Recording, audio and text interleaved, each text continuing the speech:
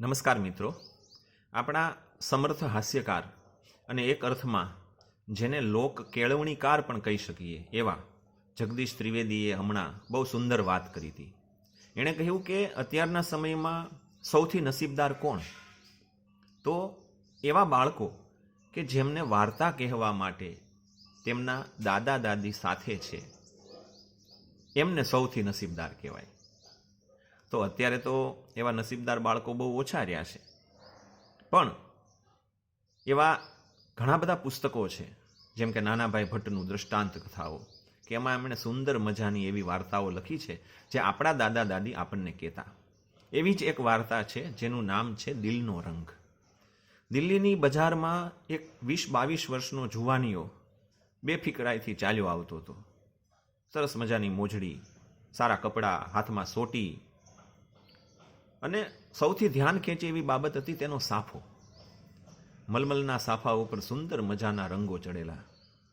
એ યુવાનની પાતળી મૂછો અણીવાળી, અને એની ઉપર એ સાફો એના ચહેરા ઉપર ખૂબ ઓપતો હતો.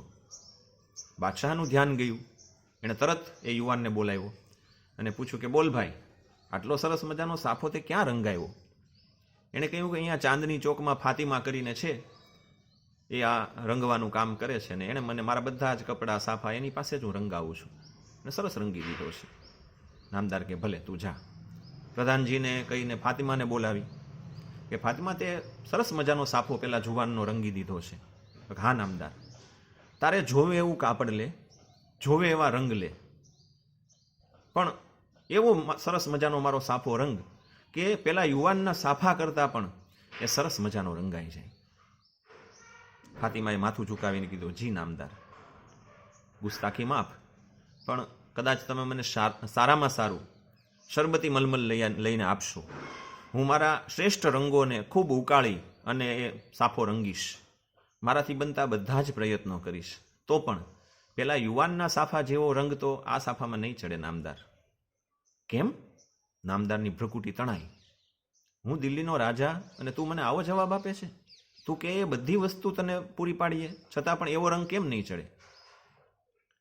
ફાતિમાએ શરમાઈને કહ્યું, મહારાજ, કારણ કે એ સાફા ઉપર 2 રંગ ચડ્યા છે.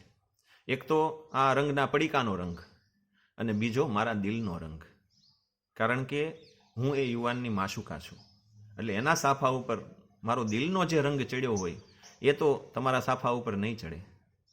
દોસ્તો, આટલી સુંદર મજાની આ વાત આપણા ચિંતક ગુણવંત શાહ પણ અવારનવાર કહેતા હોય છે, અને પછી એમાં એક વસ્તુ ઉમેરે છે કે આ જ રીતે આ સાફા ઉપર કેમ દિલનો રંગ ચડ્યો, એમ આપણા જે કર્મ છે, આપણું જે કર્તવ્ય છે, આપણું જે કાર્ય છે, એની ઉપર જ્યારે આપણે આપણા દિલનો રંગ ચડાવશું ત્યારે આપણા એ કર્મને પણ કળાનો દરજ્જો પ્રાપ્ત થશે.